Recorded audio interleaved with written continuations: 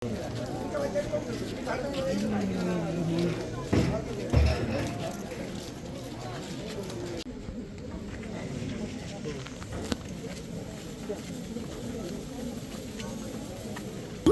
அந்த தீங்கு விளைவிக்கும் பாக்டீரியாக்களை ஒழிக்கும் என மருத்துவ மற்றும் விஞ்ஞான ரீதியாக உறுதிப்படுத்தப்பட்டுள்ளது.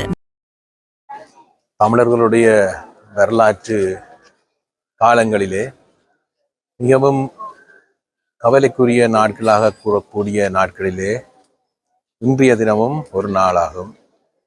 அந்த வகையிலே இன்றைய தினம் எங்களுடைய நவாலி சென்ட் பீட்டர்ஸ் தேவாலயத்திலே இன்றைக்கு 30 ஆண்டுகளுக்கு முன்னதாக இலங்கை இராணுவத்தினுடைய அதாவது விமானப்படையினுடைய குண்டு வீச்சிலே அதாவது 3 விமானங்கள் தொடர்ச்சியாக வந்து குண்டு வீசியதிலே 100க்கும் மேற்பட்ட மக்கள் அந்த இடத்திலே கொல்லப்பட்டும் காயப்பட்டும் பல துன்பங்களை அனுபவித்த நாள் இந்த நாளாகும். இன்றைய தினம் இந்த நவாலியூரிலே இந்த ஊர் மக்கள் மட்டுமல்லாமல் பலதரப்பட்ட பிரதேசங்களிலே வந்திருக்கின்ற எங்களுடைய மக்கள் உணவு ஊர்வமாக தேவாலயத்திலே ஆராதனையில் ஈடுபட்டு அதனைத் தொடர்ந்து அந்த ஆத்ம சாந்தி பிரார்த்தனைகளிலும் வளமை போல இன்றைய தினம் ஈடுபட்டார்கள்.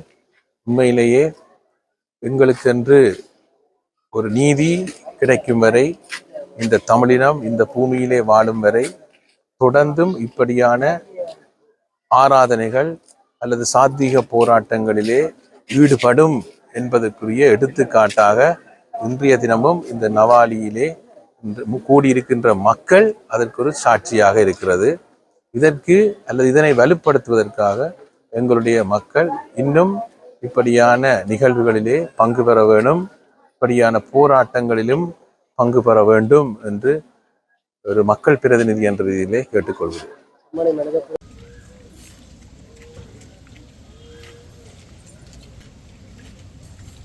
நாங்கள் ஒரு கணம் அவர்கள் ஒவ்வொருவருக்காகவும் வேண்டுதல் செய்வோம்.